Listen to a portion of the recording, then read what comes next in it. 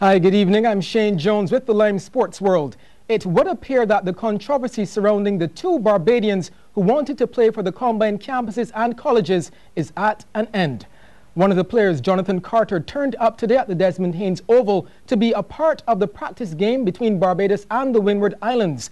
CBC Sports understands that Carter was welcomed back with open arms and was seen to be gelling with his teammates. This development comes after meetings yesterday with the Barbados Cricket Association, Carter's parents, and principal of the Capel campus, Sir Hilary Beckles.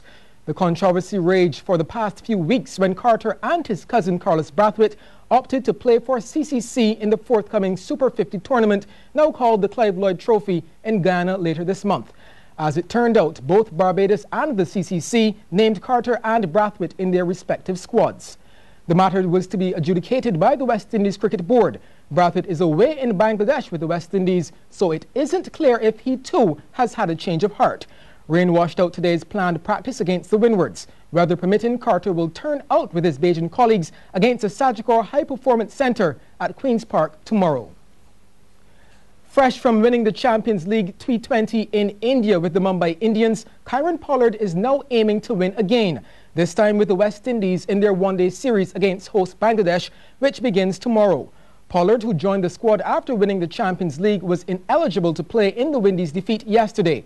The all-rounder has said that the Bangladesh series is a very important one for the West Indies and himself personally. Pollard has yet to establish himself as an ODI force, averaging 21.73 from 4 games and hasn't scored 100. Having just played in India, Pollard is of tremendous value to the West Indies, as he's used to the conditions, which are basically the same across the subcontinent. Pollard struggled somewhat in the Champions League despite being his team's highest run getter. He made one half-century and averaged just 20.50 from 6 games. Meanwhile, Bangladesh left-arm spinner Abdur Razak says the win in the T20 International has given his team the mental advantage, and he hopes the one there is played on that same pitch, as that one suited the way his team plays. And he is also looking forward to bowling with the new ball. Each team will have 2 new balls to start the game under the ICC's new playing conditions, which came into effect on October 1st. Play between the West Indies and Bangladesh begins at 3 a.m. on MCTV Sports Max channel and at 3:30 on Radio 94.7 FM. Defending champions St. Christopher Primary have started their defence of the Guardian General Herman Griffith Primary School's cricket title on a winning note, beating St. Winifred's by 9 wickets today in the tournament opener at Darrells Road. CBC's Anne-Marie Burke was there.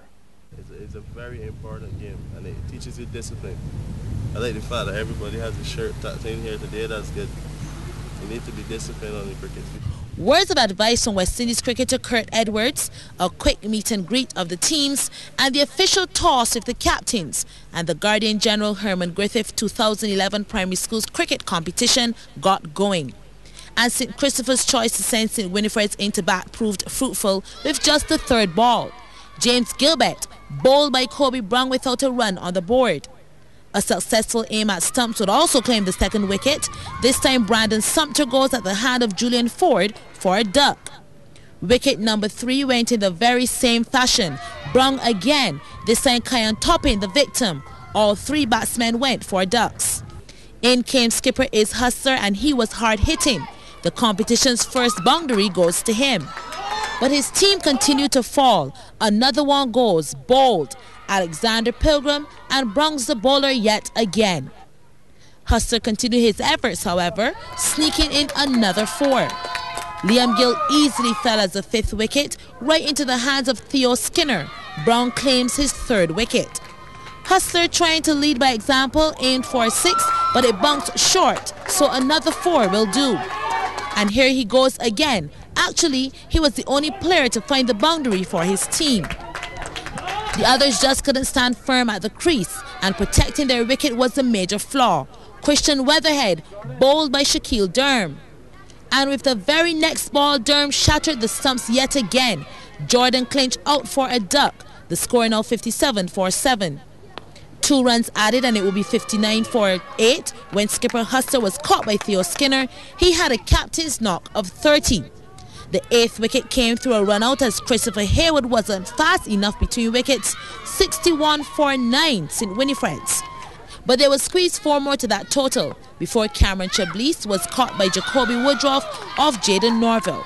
St. Winifred's all out for 65 in 22.4 overs. Defending champs St. Christopher set 66 for victory, and this parent certainly thought it was an easy task, as she's celebrating already. Anne-Marie Burke, CBC Sports. News that Lumber Company Lakers have gone 1-up in their best-of-5 final series of the BABA's Premier League. Playing Game 1 last night at the Garfield Sobers Gymnasium, Lakers defeated Oct12 Popcorn Clapham Bulls 65-60 to win the first battle of the final. Right from the tip-off, you could tell this one would be close. Lakers in their traditional yellow getting things started. Armin Haynes wide open, he sinks the jumper. Then Keith Burkett strong to his left as usual, gets it in off the glass for 2 of his 12 on the night. But look out, fast break for the Bulls, and Cordia Leacock makes no mistake. Then take a look at Raheem Gibbons dancing inside and pulling up for 2 more for the Bulls. But after the first quarter, the new scoreboard said Lakers were up 15-10. And they started the second quarter hot. The informed man, Andre Lockhart, far too much space, and he made them pay, knocking down the big three-pointer. But Bulls with the reply, Mark Foster driving to the basket. No, he passes to Gibbons on the outside, who made it good from downtown. Bulls right back in it. Shooting from range seemed to be the order of the second quarter. Adrian Allman this time. Gibbons on the go for the Bulls again. Sweet layup for 2 more of his 14. But Lockhart was simply on fire. Booyah! Another 3. And the Lakers up by 3 at the half. Traffic flowing in the opposite direction in the third. Bulls continuing to give up the shot to Armin Haynes, and he continued to knock them down. More 3s in the third as well. Zahir Motaro making his presence felt. Still anyone's game after the third, but Lakers still up by 3, 47-44. All to play for in the final quarter, and Bulls were going to fight for it. Hallie Franklin, 2 of his 10. Yes, the Bulls really had a goal. Jeremy Gill driving through the middle, lost it for a second, but good recovery in the end. But the Lakers pegged back their go-to man Lockhart, cool as ever under pressure. Then big Andre Badu muscling his way through the crowd to give Lakers the edge.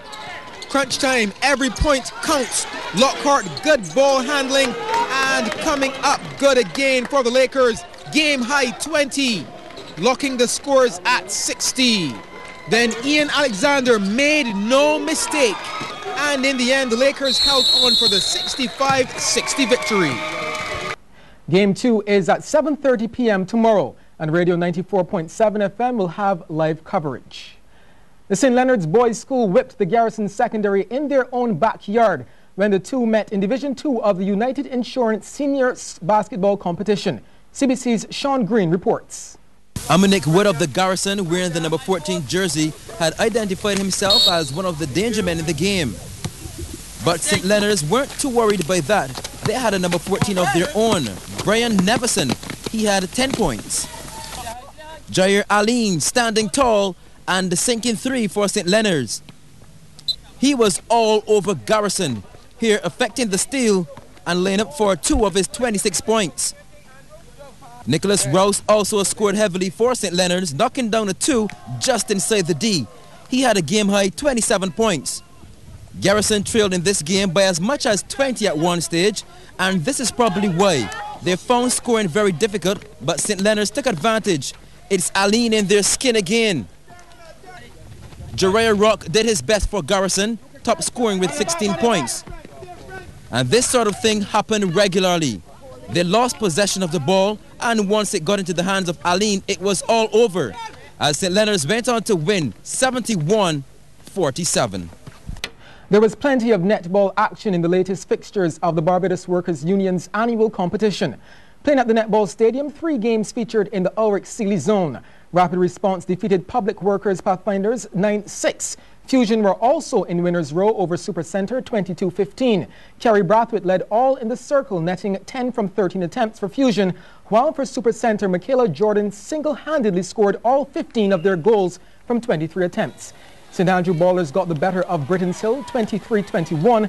Meanwhile, there was only 1 game in the Linderbrook zone. Kings Park defeated Phoenix Golden Start 30-24. And in the main Sir Roy Trotman zone, correct ballers just edged out St. Andrew ballers by 1 goal, 38-37. And Structural Systems Silver Raiders continued to show their dominance, this time claiming Newberry Eagles as their victims, 38-23.